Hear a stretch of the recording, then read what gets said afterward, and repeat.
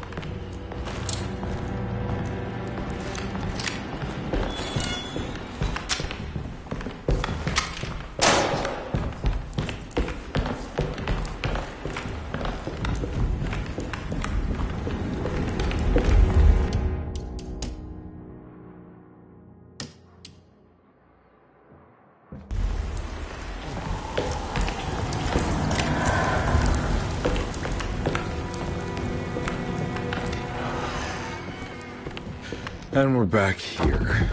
Well, perfect time to have a look around this place.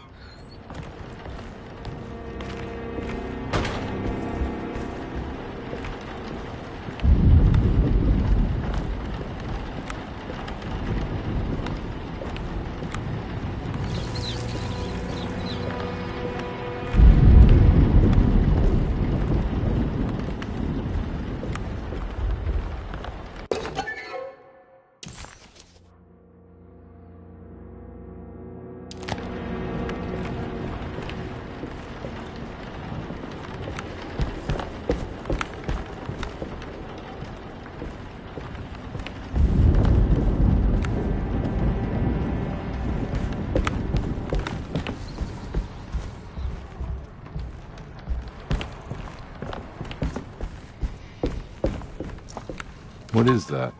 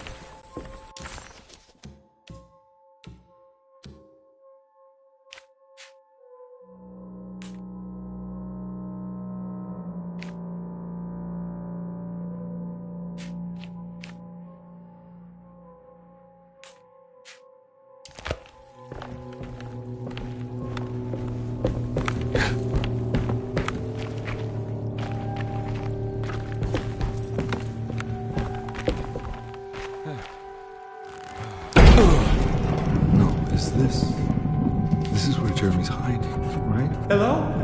Is anyone there? Jeremy? I need help! Wait. Can you hear me? I'm stuck in the mud and the fire is taking Jeremy. me. Where are you? The motor is dead. I can't do anything more. Hang on, Jeremy. I'll figure something out. I'll get the boat running.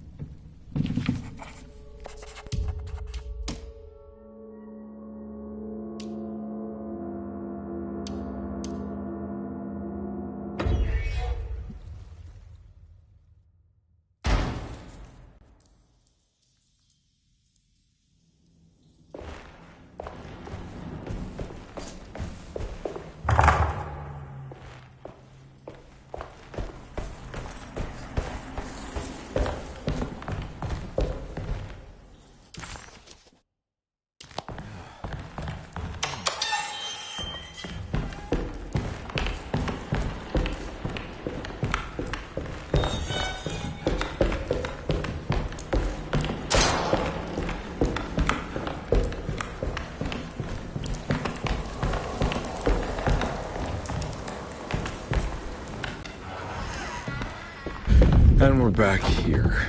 Well, perfect time to have a look around this place.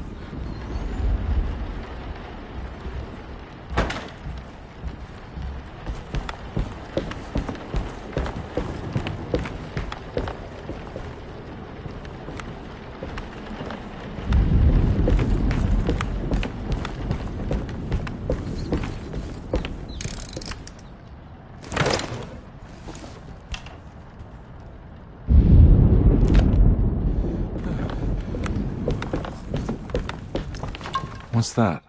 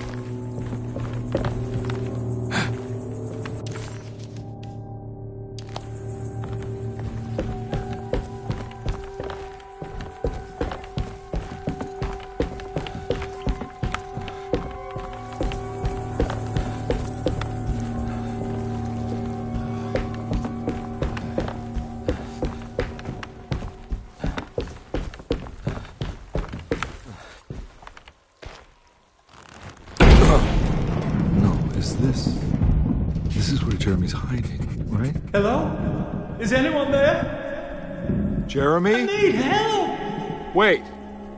Can you hear me? I'm stuck in the mud and the fire is taking Jeremy. me. Where are you? The motor is dead. I can't do anything more. Hang on, Jeremy. I'll figure something out. I'll get the boat running.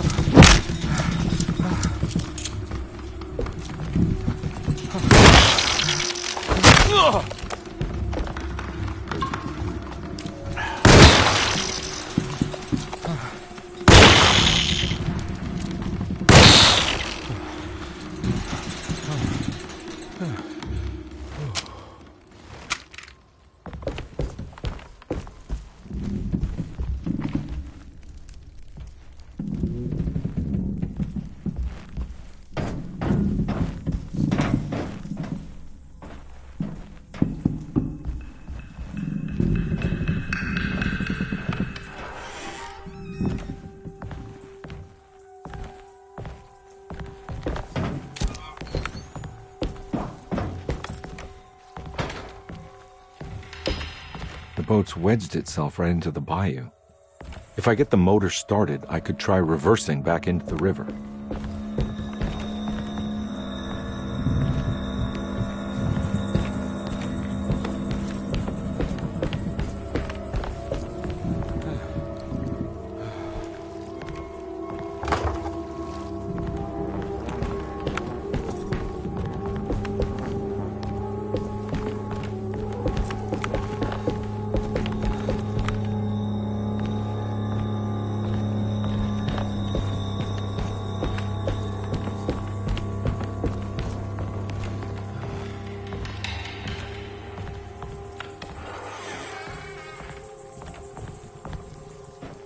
Jeremy, where are you?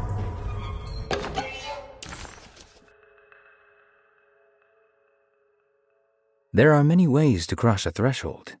The easiest one is being invited. A door swung open, leading you inside. Another is sleep, hypnosis, or even sudden fright. There are those who fold spaces that challenge Mobius, or jump through angles that defy Euclid. If you learn to properly use your talisman, you could go anywhere. You wouldn't even need to rely on the fluttering wings of the shrieking Biakis.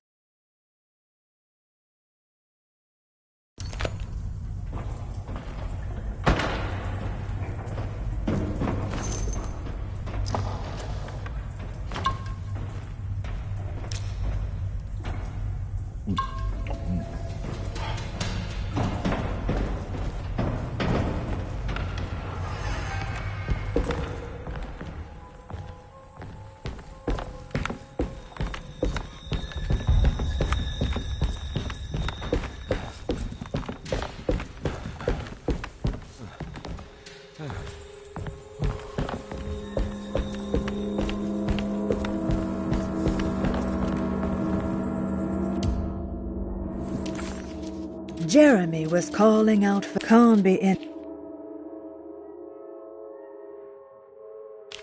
Conby entered some new mucky dreamland of Jeremy's, a long-abandoned steamboat aground in the bayou. Jeremy was calling out for help, but Conby couldn't figure out where the voice was coming from. For a moment, Conby wondered if the boat itself was Jeremy, or if he was below it somehow. It didn't matter right now. Jeremy was clear on one thing. He wanted Conby to get the steamboat running and out of the mud.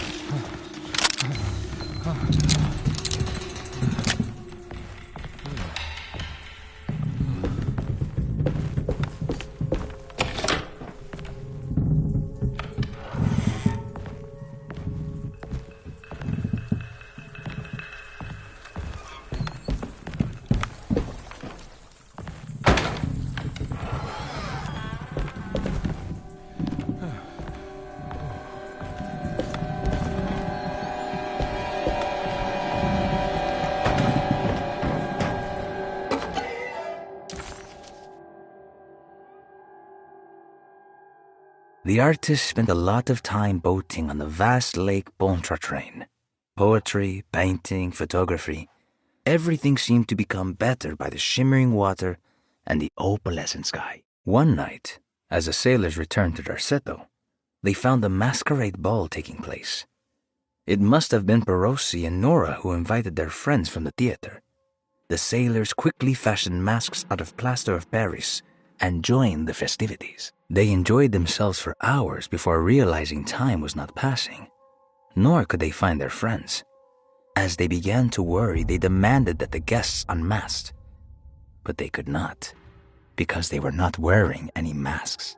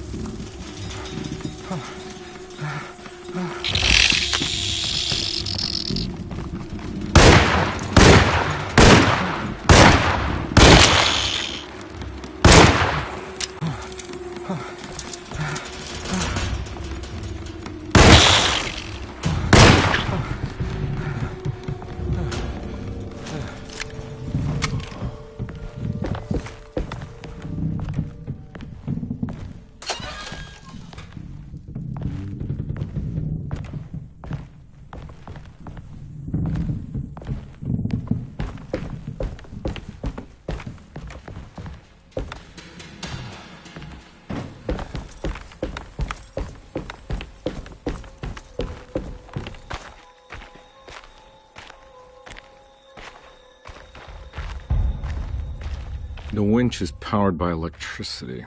I need to find a way to turn it on before I can use it.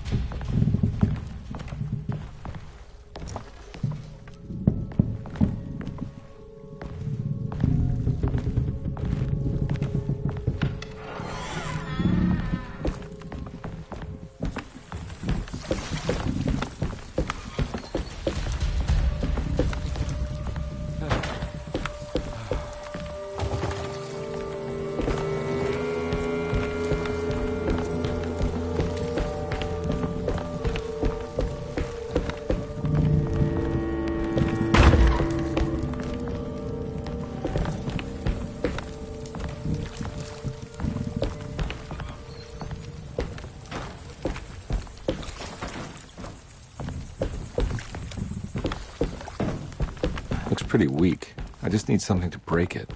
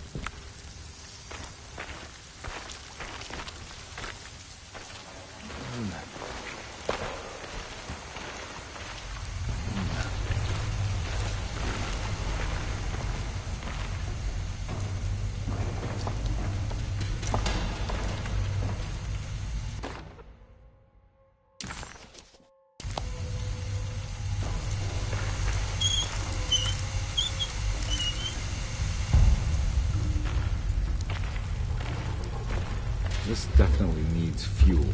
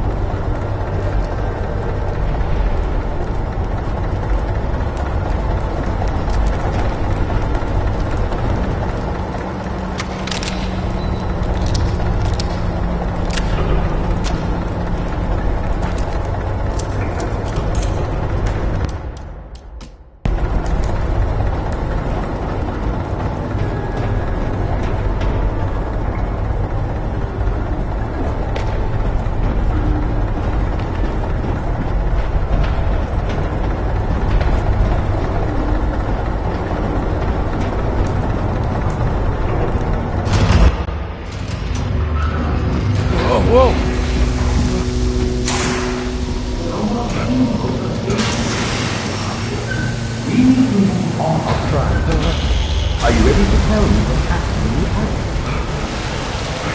I put a rope around my neck, and then I strangled all life from my body. Are you under the impression that you died? Yes. No. I was supposed to die. What does that mean? That you were supposed to die? I'm the catalyst. I had to die to make the story happen. What are you referring to, Jeremy? 30 years ago, Frederic needed me to die. You're not making any sense, Jeremy. Come on. Find your focus. Hey! I cheated everyone. I didn't play my part. Hey! I escaped my doom. My destiny. Again, find your focus. Hey, I'm right here. What the hell is going on? Now everything is wrong. Nothing is in place. I'm right here! Calm down, Mr. Conby. What do you want? Did Were you not talking to Jeremy right now? I haven't seen Jeremy all day. Are you all right, Detective? No. Actually, I don't think so. Well, maybe. I'm gonna go look for Jeremy. Good. Let me know if you find him.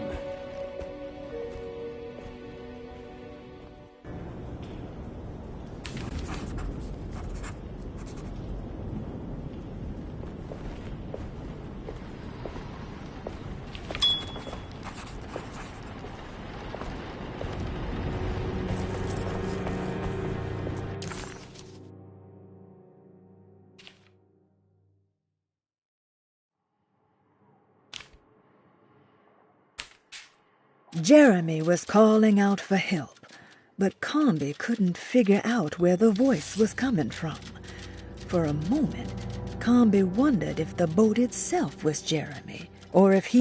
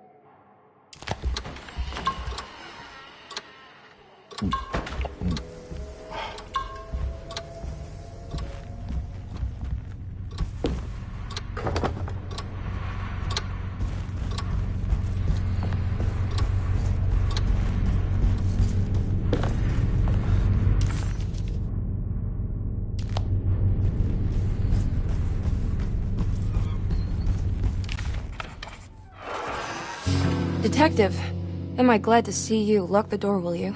I don't think Dr. Gray would appreciate us snooping around. What's going on here? This feels so strange.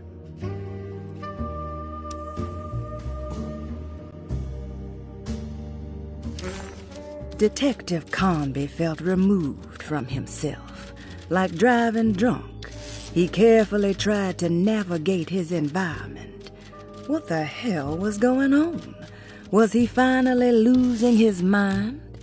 At least Emily was here to call the police if he went off the deep end.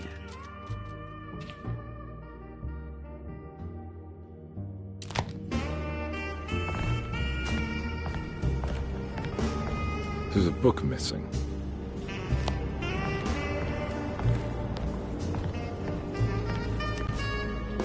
Have you found anything? What? Yeah, I've seen some things. Okay. Let me know if there is anything you want to talk about.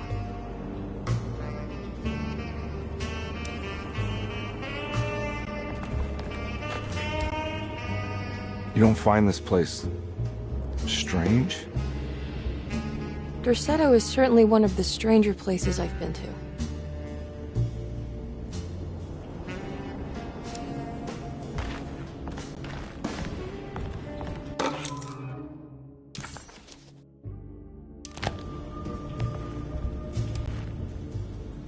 This room feels too real. Hyper real. More than anything I've ever experienced. Okay. I don't see what you mean. Forget it. I gotta get back to breaking the contract. Yeah, that's what I was doing.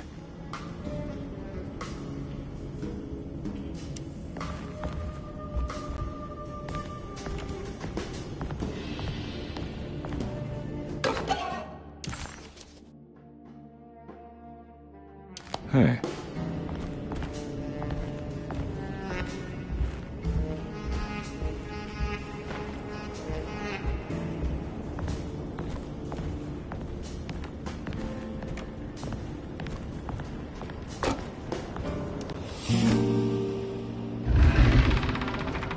What did you do? I was just rearranging the books.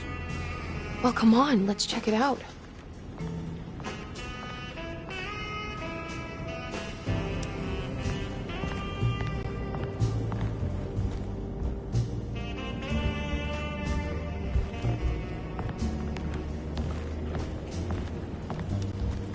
I think I'm beginning to understand. Dr. Gray is dealing with some kind of mass delusion.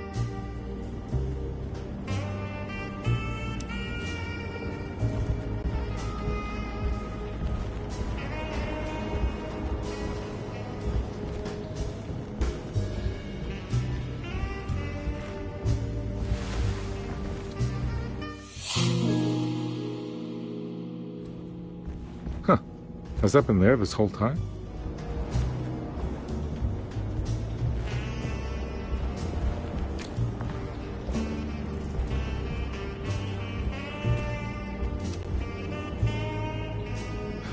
What were you saying about mass delusion? Derceto seems to have a deranging effect on people living close by. It has a history of creating cults devoted to some nature goddess. Even the name Derceto refers to the cult existing here before the Civil War. Derceto was the name of an ancient fertility goddess worshipped in Syria. Dr. Gray and his friends, however, seem to prefer the black goat of the woods with 1,000 young, or Shub-Nigroth. And that name can only have come from my uncle's twisted mind.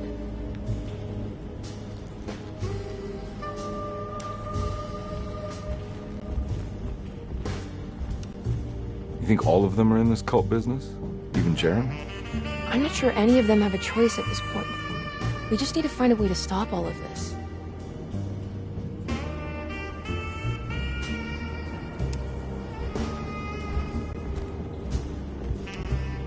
I've been so busy trying to free your uncle from the promise he made to the Dark Man. I guess I kind of just let everything else go. Don't worry, Detective. I feel like we're close. I'm sure Jeremy will turn up.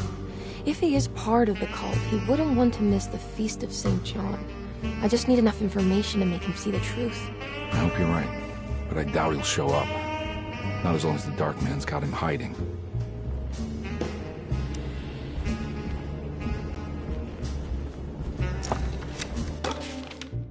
Good to finally meet you, Mr. Hartwood. I'm here on the behalf of your brother Philip. You were expecting me, weren't you? Yes, you're from Derceto, no? That's right. I just wanted to ask you a few questions to see if there is anything I can do to help you and your family. Okay.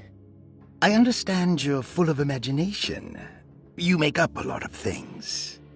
I suppose.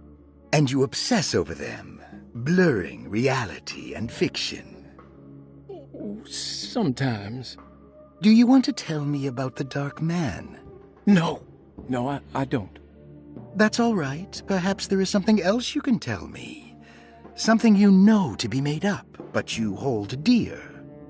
Juan? John? Who's John? No, Juan Luis Jorge. Oh, wait there a moment. Here, take a look. Is he... Oh, he is the author.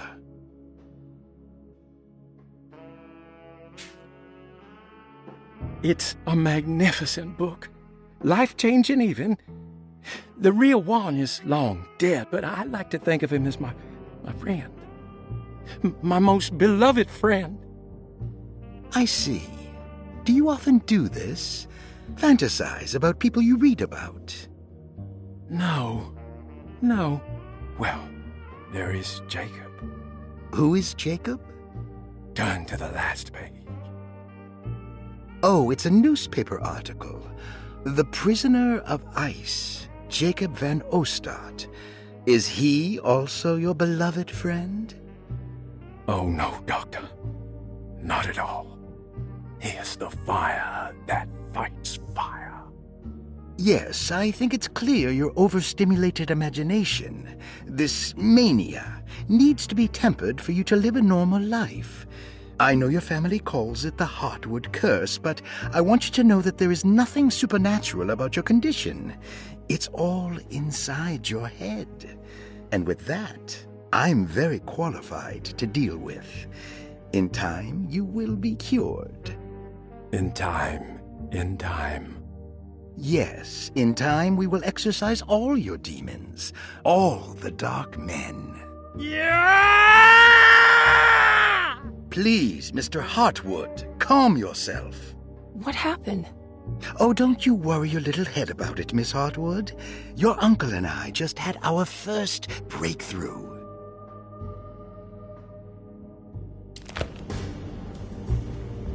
That mark on the floor looks like talisman positions, but from which direction should I look at it?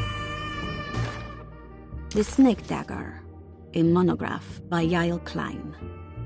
In Ludwig Prin's book on pagan rituals called The Mystery of the Grave, as translated by Nicholas Vachy, there are several references to a sacrificial dagger called the Snake Dagger. It has long been thought of as a poor translation of the original text, that it would be more appropriate with worm dagger from the Latin vermis cultrum. This seems natural following the recent consensus that the original title of Prin's book, De Vermis Mysteris, should literally translate to the mystery of the worm. However, this would take away from Vachy's great effort at translating the underlying meaning of the words and revealing several cultural beliefs. While Prin certainly was using the term worm as a symbol or synecdoche for death and the dead, which is made clear by the contents of the book, in the case of the dagger, we shouldn't be too hasty to dismiss his translation. Reading through Vachy's correspondence with his patron, it appears that he had more than just the Latin text at his disposal. Vachy had dug up Prin's living relatives and uncovered several cross-referenced historical texts and an actual snake dagger. The dagger was dated to the early Middle Kingdom of Egypt and had such a clear shape of a wave that Vachy considered calling it the sinusoidal blade. Knowing the full story, it seems prudent that he chose to translate it as snake and not worm. There are several reasons why this choice of word helps us understand the pagans that Prin's book attempts to describe. The symbolic value of the shape becomes more apparent when reading about the use for the dagger. In the passage of possession and exorcism, we find the snake dagger poisons the poisoner within the victim and is therefore pacified. Where the literal text would tell us that the worm dagger trumps the demon possessing the victim, it tells us nothing of their reasoning, only that somehow this dagger wins against the demon, like it had the better hand in poker. Vachy's translation allows us to follow the underlying logic to the ritual magic that is being performed. Poison the poisoner sounds like fighting fire with fire. That to hurt the demon possessing its victim, the priests would have to fight back with a power that is known to the evil they are fighting. The snake dagger is therefore not only a good way to describe its form, but it also helps us understand how it could be thought of as a useful tool for exorcism. Finally, it also helps us understand their relationship to lunacy, that it was thought of as something poisoning the mind rather than controlling it. What is also interesting to note is that the possessed are always considered poisoned in their head and not their heart. The snake dagger always went to the eye of the possessed, leaving them partially blind, if they had the good luck to survive.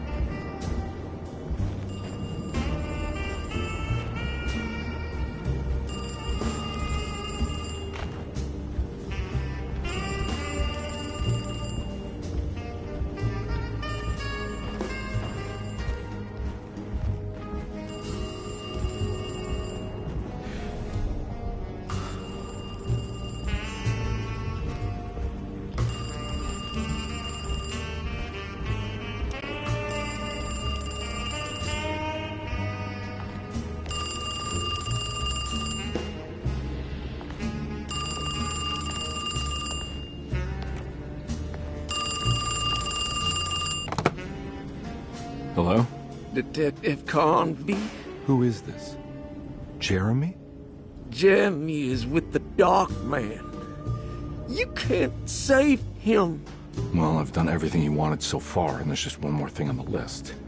I expect him to keep his promise and return Jeremy unharmed. Get out, Detective, while you still can.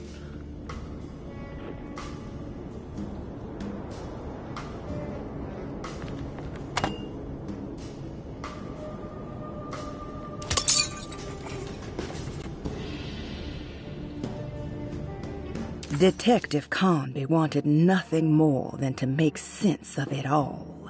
But clearly, that was not in the cards right now.